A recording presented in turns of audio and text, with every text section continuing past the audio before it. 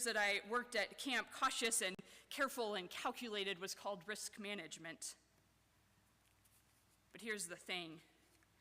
If camp decided that they wanted to remove all of the risk and guarantee the safety of their campers, then when kids showed up on Sunday afternoon for registration, we'd wrap them in bubble wrap and sit them in the welcome center for 5 days. There'd be no waterfront, there'd be no games, there'd be no meals. We wouldn't even walk across camp to get to our cabins because there might be a tree root in the way. The only way to guarantee safety is to do nothing at all, to bury the talent. And don't get me wrong, there is a time and a place for risk management. There is a time to assess and to learn and to make choices that do, in fact, minimize danger. We do not send kids off a zip line to hold on to a rope for dear life. We stick them in a harness and then send them off the zip line.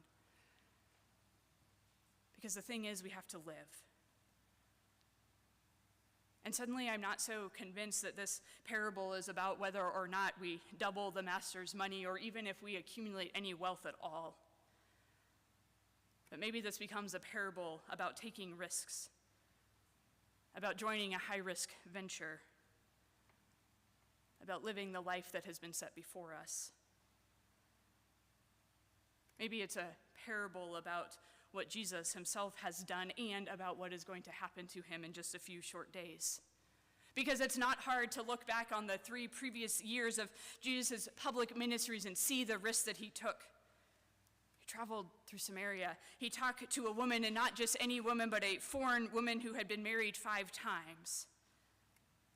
He touched the lepers, he ate with sinners and tax collectors, and then he turned his face towards Jerusalem and rode into the city on a donkey, even though he knew exactly what awaited. The greatest risk is indeed to play it safe, to live cautiously and carefully.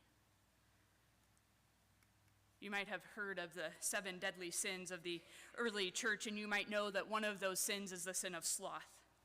And most often we think of sloth as laziness or simply not doing the things that one is supposed to do. But the sin of sloth is more than that.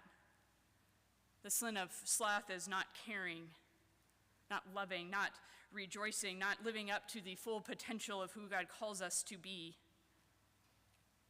The sin of sloth is to play it safe, invest in nothing, and to live cautiously and carefully.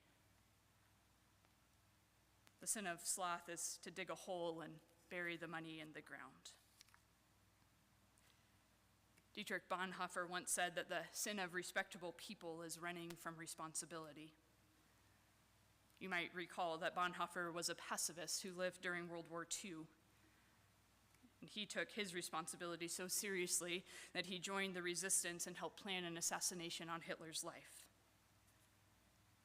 His sense of responsibility cost him his life.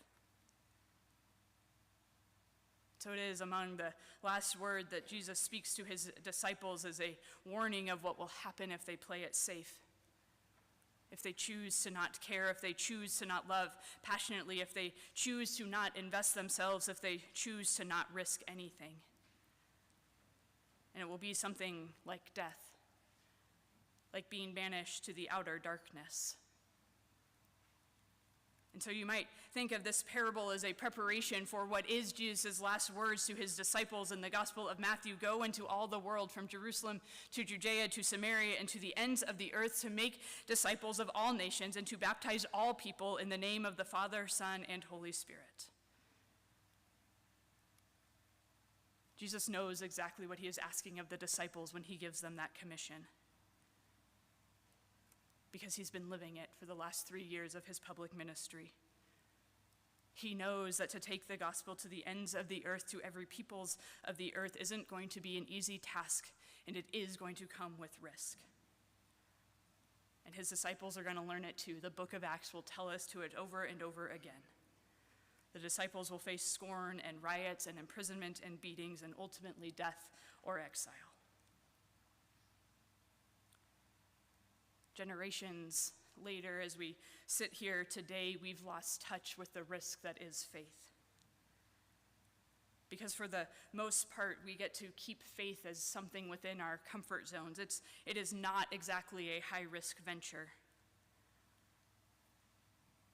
The only thing we risk is having some ideas in our head about God and Jesus. And we get this idea that as long as we think the right things and live an overall good life and probably avoid a few bad things along the way, that we have figured it out and we have made this faith thing possible. After all, then we found our security for right now and our security for the life to come, and so what else really matters? But I don't think that's the life that Jesus calls us to live. I don't think that's the life that God intends. I think God intends that we live our lives as fully as possible by choosing to invest, by taking risks, and by expanding the horizons of our responsibilities. It is the thing that I have learned from our brothers and sisters in the global church. It's what every time I have visited Egypt, it is what my time in Turkey with our Iranian brothers and sisters taught me again. It is about discipleship. Because day in and day out, these brothers and sisters risk everything because of their faith. They risk everything to have a Bible in their homes. They risk everything to carry a Bible out onto the street. They risk everything to wear a cross as a necklace or on a ring. They risk everything to remove their hijab in public. They risk everything to just watch worship on a screen in their home. And elsewhere, they risk everything to show up to worship in person. And yet that's what they choose to do every single day.